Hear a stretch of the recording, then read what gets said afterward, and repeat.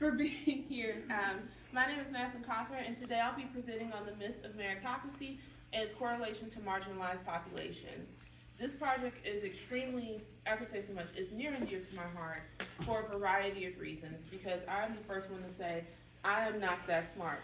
In a similar manner to Socrates, when Socrates was asked, why are you so smart? How did you become the wisest man in Greece? He quite literally said, in the words of Aristotle, I know that I don't know, and that is what makes me the wisest man in Greece. His lack of cockiness is maybe what got him poisoned, but the other part of it is also what made him so wise.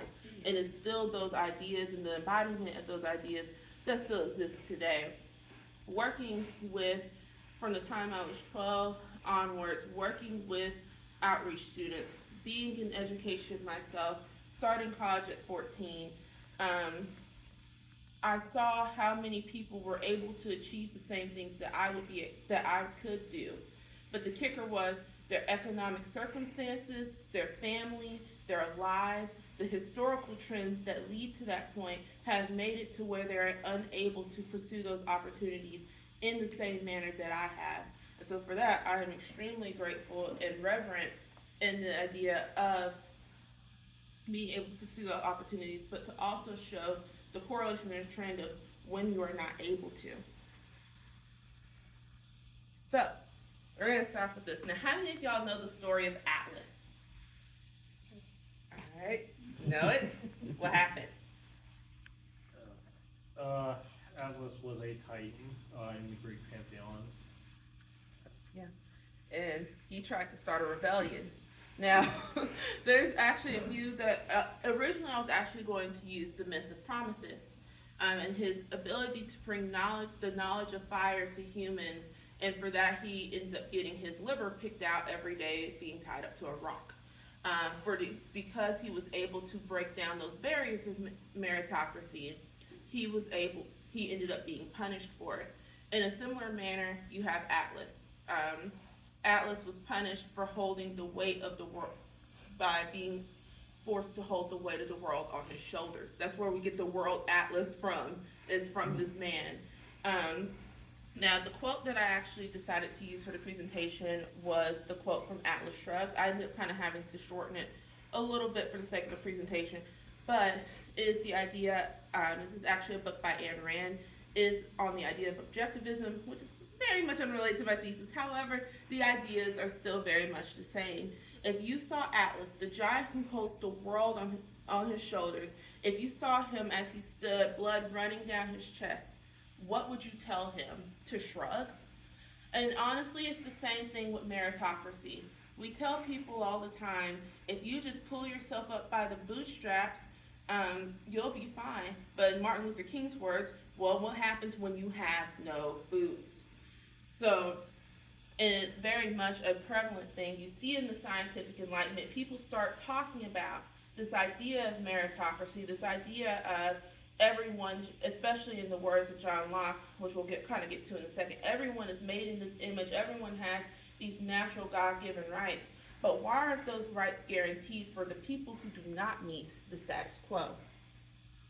So this is where we get to what is meritocracy, as I keep going on and on.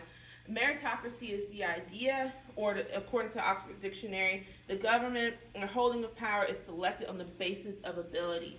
Now, this was actually popularized of all places, which I don't get to talk about in my thesis. If I was doing a doctoral dissertation, I would have way more space. Doctoral dissertations are about 300 pages. His master's theses or other forms of theses or capstone projects tend to be about 60 to 100, and I'm at page 40, so I'm running out of space. But these ideas are actually originated in China. You'll see that generals and others are promoted on the basis of their merit. But unfortunately, these ideas do not carry over anywhere else. You'll also see this a lot in indigenous culture, where many of the people throughout their society, even up until the very day, whether you have two-spirited individuals, whether you have women's councils, you'll kind of see that there's this idea of either meritocracy or being known for your intelligence. However, that is not a European ideal. You could dare say it never was, because there's too much money to be made. Let's just be honest here. However, what happens when you have these systems is human rights abuses, okay? You'll start seeing these ideas carry over, because I talk about France first in this. You'll see these ideas kind of carry over to France, particularly with Napoleon. Now, have y'all seen that new movie with Napoleon? I still haven't seen it yet. I was like, if anyone has seen it, please let me know, because I really want to see it. I've been trying to like sit down and just rent the movie because I want to see how accurate it is. But Napoleon popularizes this idea of meritocracy across the world. Well, the scientific enlightenment is like, hey, we should do this. No one actually does it. So the French actually kind of do it first before the Americans decide to go, or the newfound Americans go off and decide to do it too. Okay. However, what happens is that those people don't quite meet the status. The people who don't meet it, or the people that they can abuse, oftentimes do not get to meet those ideas, whether it's the Jewish people and the debates of their citizenship, to the African Americans, to the women.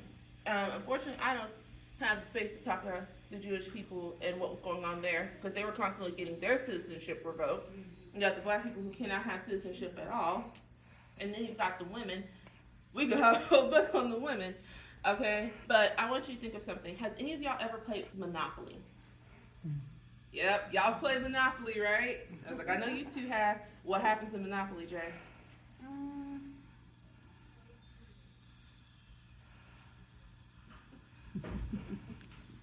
I know it's a long game.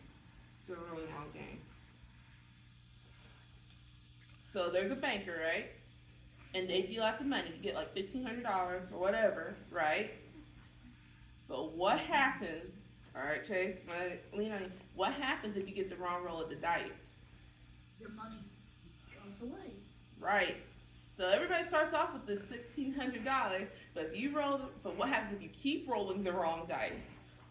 You have no money. You have no money. You have no job. You end up in jail, Monopoly jail. You keep rolling the wrong set of dice. You lose the game. But it's the exact same thing with meritocracy. There's someone above someone else controlling who gets to deal out this money.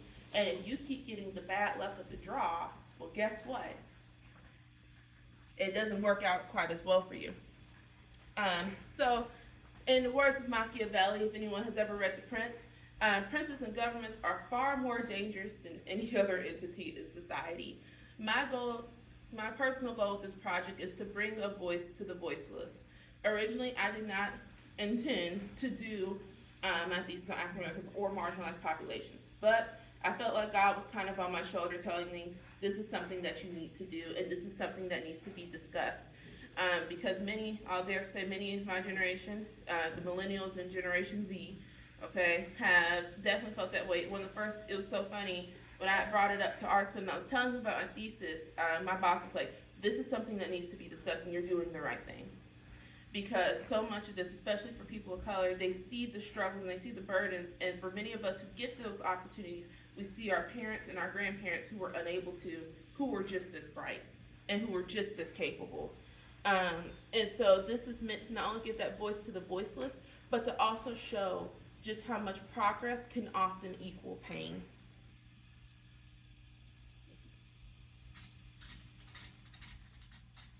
I have to.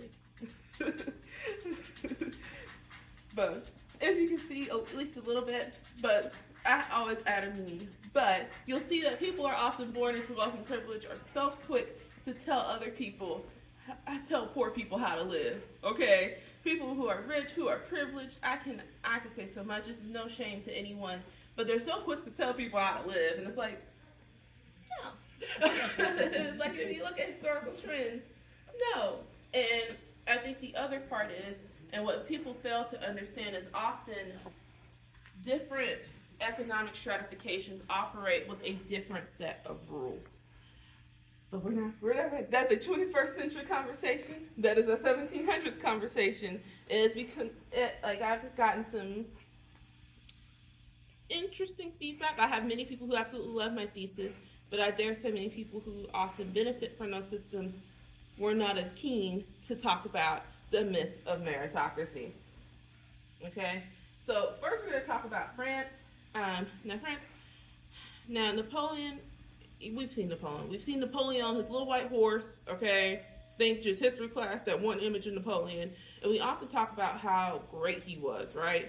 He was this political parvenu. He was this excellent military guy. He was logistical. He was this. It's like how we hype up Alexander the Great. You know how many movies there are of Napoleon, how many texts there are of Napoleon. Heck, part of the thesis that I have struggled with is trying to figure out what parts to pull from Napoleon, what parts to not pull from him, because a lot of his stuff is in French, and I've had to start learning how to read well in French, and I can't speak a lick of it. So now I've had to learn how to read in French, okay? And it has not, so it has taken me longer. But the other part is many of those documents, they have been because they are fragile, they have been transcribed in English by somebody else, and then I have to cite whatever that person says, but then I have to make sure it's even right to begin with, because they're paraphrasing. As someone who's bilingual myself, when we translate things, it's not always 100%. It may not be the reading that you want, but you're trying to translate it for another audience, and so that gets a little difficult. But people always hype him up. But here's the kicker: he wasn't, to put it nicely, the best guy. Does anyone know what he did in Egypt by chance? Like, has anyone ever read anything on Napoleon and places he traveled to? He went to a lot of places. People always talk about where he went, whether it was Egypt to France to, now the one set of people he did mess with was the Ottoman Empire. That's another story. But he goes to Egypt, to France, to whoever. And he had some epic defeats. But what they don't talk about is what did he do when he got there.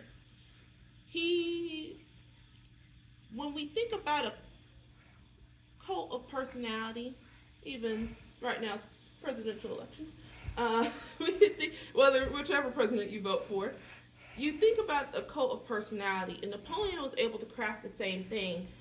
In my thesis, I actually talk about this painting. It was actually made by two people, which is also part of the myth of meritocracy. It was actually made by two people.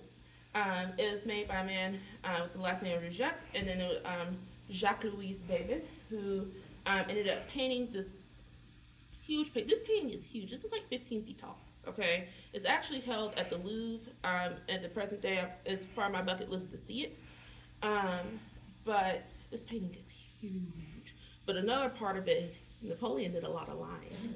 One of the things that makes this painting significant is Napoleon crowns himself as ruler, making this claim of, I'm the ruler. He actually did something similar to Charlemagne. His coronation was very similar. He's like, I'm the ruler, not the church, because normally the Pope crowns you.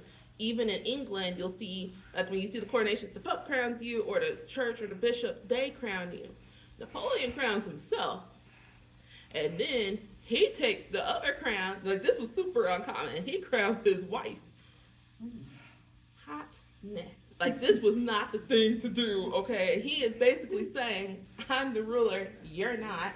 And which is his own conversation about the status of the church, but he's like, I'm the ruler and you're not. And he basically because he actually was a nobleman, but he was not rich at all. He rose to power through like his intellectual might. He was smart, okay? I'll give it to him. This man was smart. Cuckoo, but smart, okay? He rose to power on his own merit. The kicker is he loved to disenfranchise other people. So there's actually a quote from my thesis where basically he talks about how he learned to adapt. He's a bit of a Machiavellian psychopath. He learned how to adapt to the people that he was with. Like, this kind of gives me an idea of his entitlement. He goes to Egypt, doesn't speak the language. He only speaks classical Arabic. Just like how when you read something, it's different than how you speak. That's basically the exact same thing. He himself don't speak it at all. He goes to this country and he's like, I'm going to try to meet these people. I'm going to try to even conquer them. It goes epically horrible. But the other part of it is that he abuses women while he's there. Like, this is a whole thing. And he starts cheating on his wife. It is a whole hot mess. And he's public about it. But he is also known for reestablishing slavery, which no one casually talks about. He is the reason why Haiti is independent now. And why Haiti to this day, which is its own conversation. I ended up actually doing a paper on this long ago. It was like a capstone project on Haiti. Part of the reason Haiti is even still poor to this day is partially because of Napoleon. And Napoleon brought slavery back when they were already liberated. And the Haitian people were like, no, no, no, no, no. And then they came back and they took him down. I'm actually talking about a little bit more on thesis, but they basically go back and they take him down.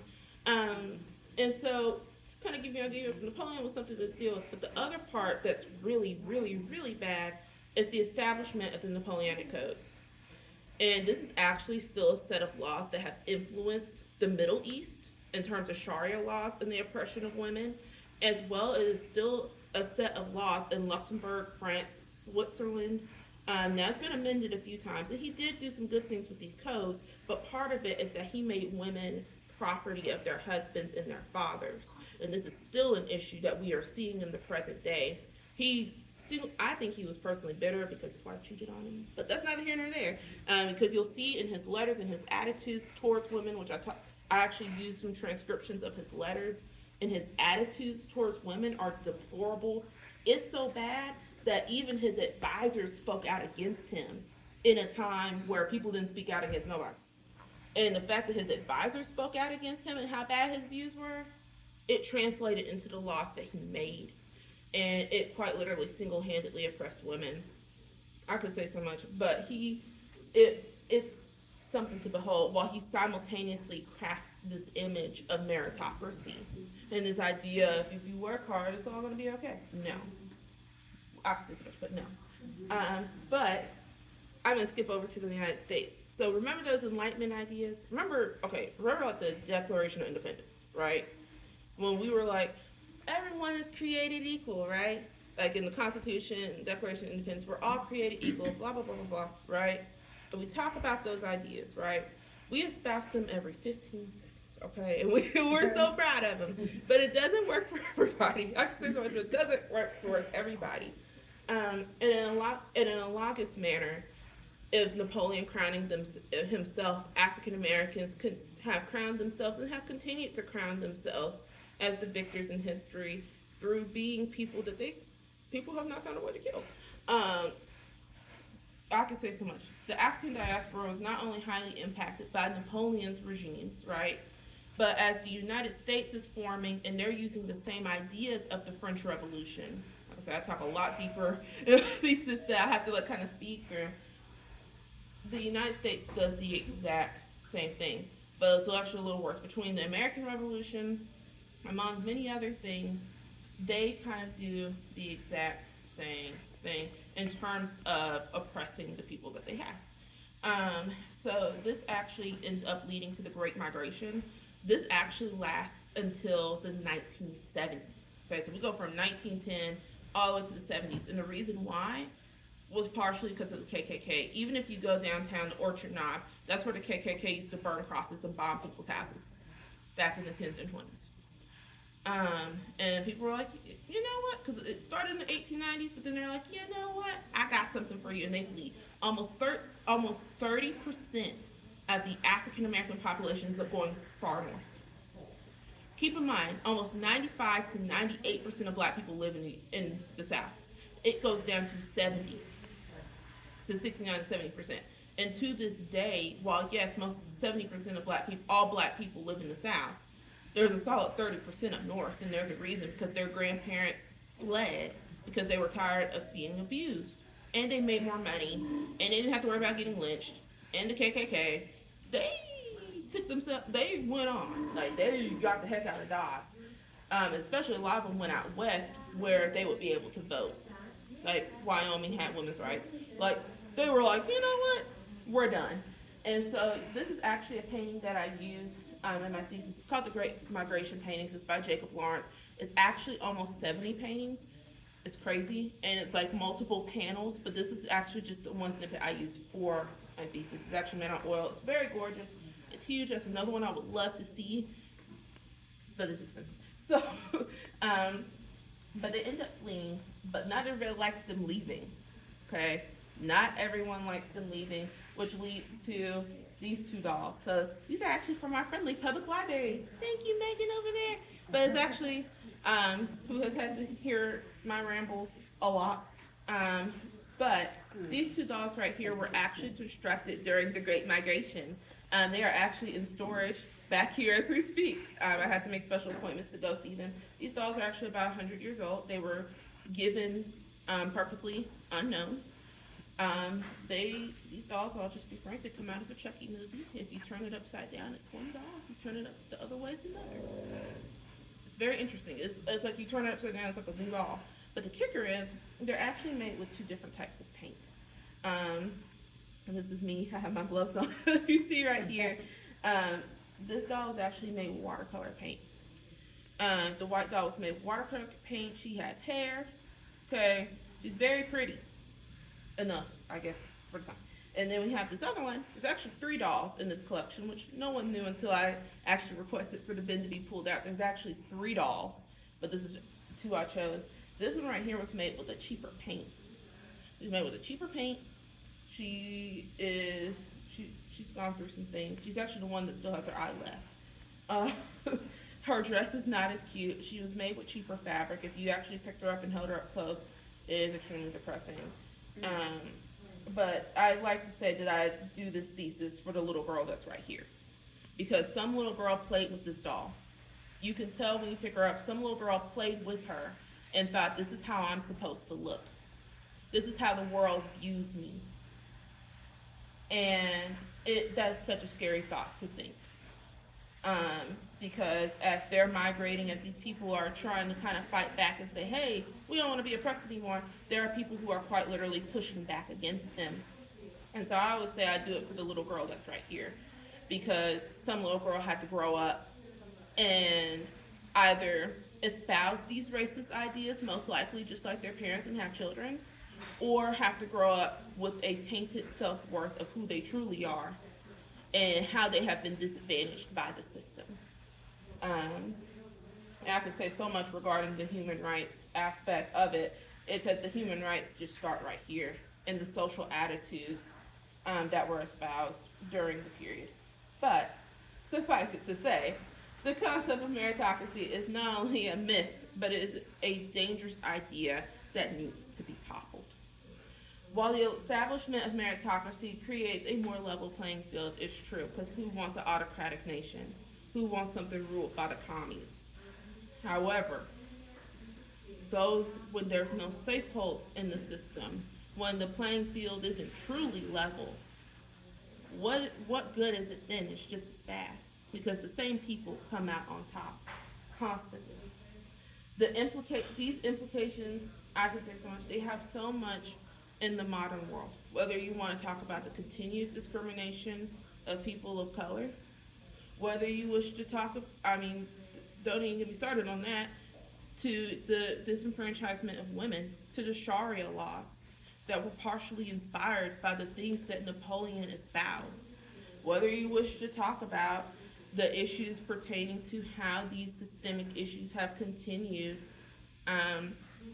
to the present day. The laws that were established in the 1790s to 1800s were not really established for the community, but they were established for the people in power to stay in power. And so then you basically have the working class holding the weight on their shoulders while the rich tells them to shrug. That's all I have.